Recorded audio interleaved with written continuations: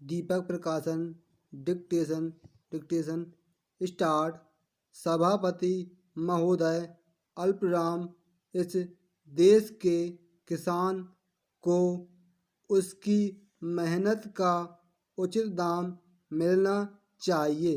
अल्पराम, इस बात से इनकार नहीं किया जा सकता।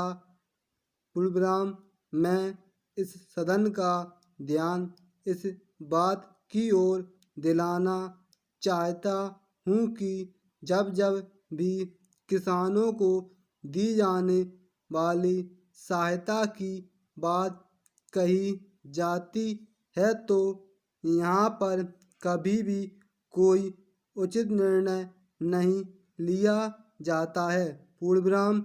आश्वासन तो बहुत दिए जाते हैं कि हम किसानों को उनके द्वारा पैदा किए गए अनाज का उचित मूल्य देंगे। अल्पराम, उन्हें वे सब सुविधाएं देंगे जो शहरों में रहने वाले लोगों को मिलती है। पूर्णविराम, मुझे दुख के साथ कहना पड़ रहा है कि इस सदन में सदस्य महोदय द्वारा किए गए आश्वासनों को कभी पूरा नहीं किया गया है। पूर्णविराम, इससे लोगों में अविश्वास की भावना उत्पन्न हो जाती है। पूर्णविराम, कई बार किसानों की बाढ़ से या सूखे से बहुत नुकसान उठाना पड़ता है। उस समय सरकार की ओर से उनको पूरी सहायता नहीं दी जाती। पूर्णविराम, एक तरफ तो किसानों को उनके द्वारा पैदा किए गए अनाज का उचित दाम भी नहीं मिलता है और दूसरी ओर उनका बाढ़ और सूखे से बहुत नुकसान हो जाता है। ऐसी स्थिति में हमारे देश के किसानों को बहुत कष्ट उठाने पड़ते हैं।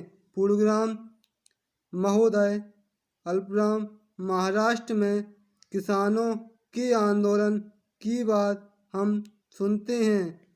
पूर्णविराम, यह बड़े दुख की बात है। पूर्णविराम, जहाँ तक मुझे मालूम है वहाँ के किसानों को बहुत सारी सुविधाएं दी गई हैं।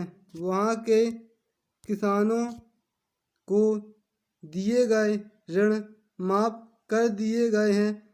पूर्णविराम, लेकिन उत्तर प्रदेश के किसानों को इस तरह की सुविधा अभी तक नहीं दी गई है।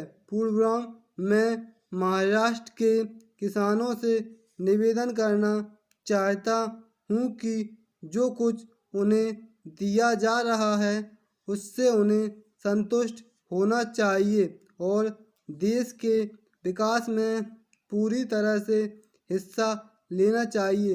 पूर्णविराम, मैं कृषि मंत्री जी से भी निवेदन करना चाहता हूँ कि देश के प्रत्येक राज्य के किसानों को दी जाने वाली सहायता के बारे में जानकारी प्राप्त करें और ऐसे उपाय निकालें जिससे किसी को भी यह शिकायत न होने पाए कि अलग अलग राज्यों में अलग अलग तरीकों से किसानों को सहायता दी जा रही है।